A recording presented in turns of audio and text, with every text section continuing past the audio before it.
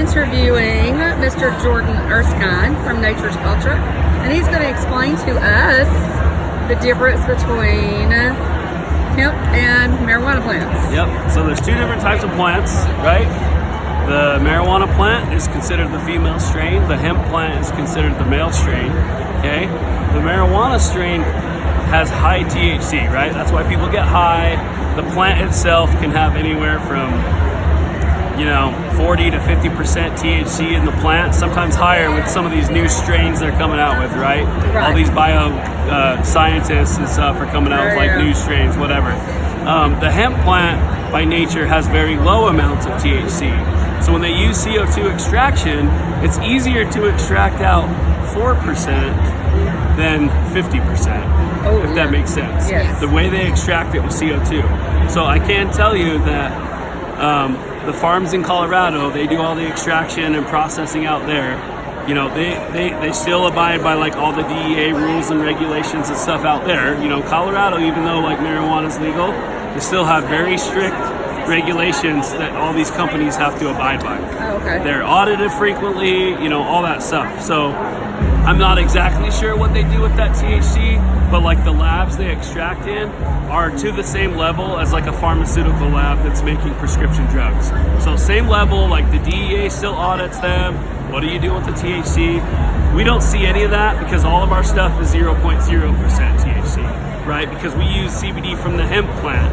And when we use CBD from the hemp plant, the CBD is so concentrated, that's why it's called isolate, because they've isolated the CBD strain out of the hemp plant, which is called one of the cannabinoid profiles, that it's easy to get that THC down to 0.00000. You know what I mean? Yeah. And so our products here use CBD isolate, and the purity is anywhere from 99.5 to 99.8, depending on like the crop and stuff like that. The remaining small percentage is just inert biomass from the plant.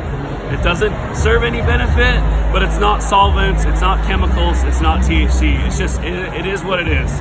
Because when they extract, they can never get like 100% yield out of the extraction, if that makes sense. Yes. So there is a big difference, and a lot of people will see differences between like CBD full spectrum products. That's a really big thing in the market right now. Probably more popular than isolate.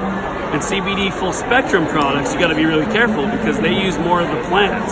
And because they use more of the plant, those trace amounts of THC from the hemp plant make it into the product.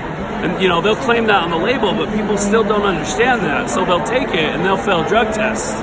Oh. So even at like 0.1% THC in a product is still low enough that you can fail a drug test. And then people are like, oh, well, you claim that your CBD you won't fail a drug test. No, there's a difference. You have to understand that difference before you take any CBD product.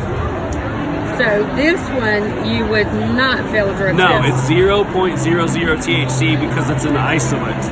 Okay. So if you do the research, the isolate between full spectrum, there's a lot of people that like the full spectrum because they claim that there's more benefit because it's using more of the plant. So because it's using more of the plant, there's a whole bunch of cannabinoid profiles, right? It's not just CBD. There's CBA, there's CBG, there's all these different CB cannabinoid profiles, and that's what full spectrum uses. More of those profiles, where, well, depending on who you talk to, there's benefits of both, but you could be at risk for failing a drug test if you go with the full spectrum side. Right, gotcha. So you got to be super careful. But obviously in Utah, Young Living's not going to deal with any of that. It's always the isolate. It gets tested like 5 times before it even makes it to the manufacturing facility to get into the products. And then there's even more testing after that. Cool. So, Thank you so much. of course.